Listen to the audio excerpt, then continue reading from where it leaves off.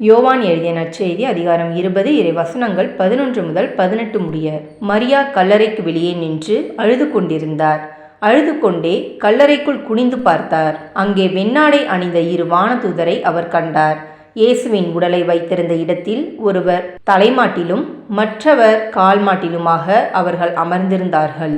அவர்கள் மரியாவிடம், அம்மா, ஏன் அழுகிறீர் என்று கேட்டார்கள். அவர் அவர்களிடம், என் ஆண்டவரை எடுத்து கொண்டு போய்விட்டனர். அவரை எங்கே வைத்தனரோ எனக்கு தெரியவில்லை என்றார். இப்படி சொல்லிவிட்டு அவர் திரும்பி பார்த்தபோது இயேசு நிற்பதை கண்டார். ஆனால் அங்கு நிற்பவர் இயேசு என்று அவர் அறிந்து கொள்ளவில்லை. இயேசு அவரிடம், ஏனம்மா அழுகிறாய்? யாரை தேடுகிறாய் என்று கேட்டார். மரியா அவரை தோட்டக்காரர் என்று நினைத்து அவரிடம், ஐயா, நீர் அவரை தூக்கி கொண்டு போயிருந்தால் எங்கே வைத்தீர் என சொல்லும், நான் அவரை எடுத்துச் செல்வேன் என்றார். இயேசு அவரிடம், மரியா என்றார்.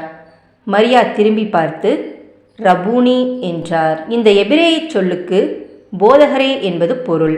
இயேசு அவரிடம், என்னை இப்படி பற்றி கொள்ளாதே, நான் என் தந்தையிடம் இன்னும் செல்லவில்லை.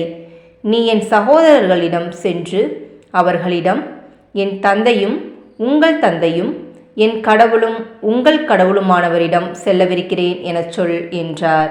மகதலா மரியா சீடரிடம் சென்று, நான் ஆண்டவரை கண்டேன் என்றார்.